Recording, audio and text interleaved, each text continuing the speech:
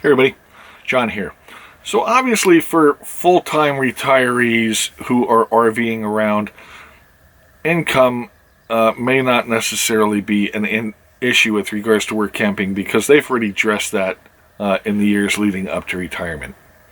So for them, volunteer opportunities may be just as attractive as an actual paying work camping opportunity. That being the case, we are still of working age, and in that respect, work for money.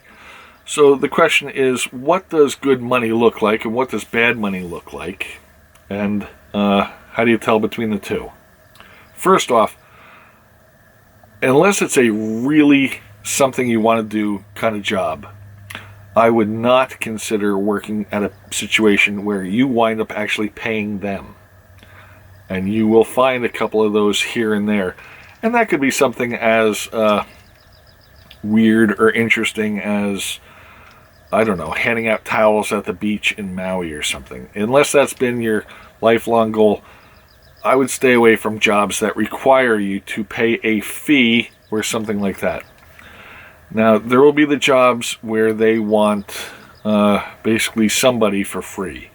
And they will offer you a site with a certain degree of hookup, whether it's a full hookup, whether it's just water or electric or sewer, what have you, all of it.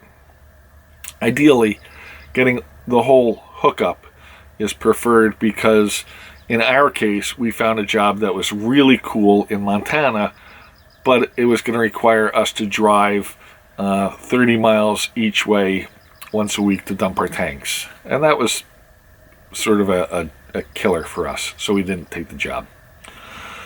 So you want a job that offers good benefits as far as hookups and stuff like that, while at the same time also offering reasonable pay. Now, what is reasonable pay? I've seen everything from $5 or $6 an hour. $8 an hour I think is typical. The thing maybe to do is to look at what the state's minimum wage is, and work off of that as far as what to be expected. There'll be some states that have higher, and or some companies that will pay even above that. In the case of where we work, we get above the state minimum wage, and we work for probably one of the better employers in the country, I like to say. Anyway, back to it though. So you want to find a place that will give you some place to stay, a full hookup and all that, and yet also compensation. Now, the thing I don't like is when they give you a compensation, and this will happen with a lot of like mom and pop campgrounds. They'll give you the spot and the compensation, but then they're going to charge you back for the spot. And that will be stated either the first 20 hours go towards your spot, or one person has to work for free basically, while the other person in the couple is working for pay, and the free person is justifying or covering the spot. Or there will be the thing of like, you work for a certain number of hours and get propane at a discount, or you get laundry service access, or you get a discount on stuff at the store, their store, this kind of stuff.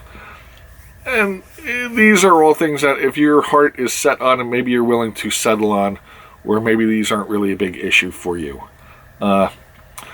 For us, we didn't necessarily feel like we wanted to work half the time just to stay in a spot that isn't necessarily always going to be the best spot on the property.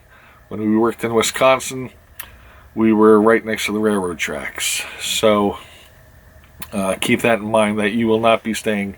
If you work on site and live on site, you probably won't be offered the best site on the property. So, what else? You know, one thing I wanted to mention in the last video, and I hate sort of backtracking, is the idea that it is not unreasonable to pitch to somebody the idea of, hey, would you consider allowing me to camp on your property, or camp behind the building, or within the confines of the fence or something for the summer, so I can act as an employee while also living on site and sort of acting as a security presence or something for you. And you may find that people would be interested in allowing you to do that. Because let's face it, the idea is that they're hiring a responsible 57-year-old and not some young punk that they're going to have to worry about. Anyway, so that's our 5 minutes.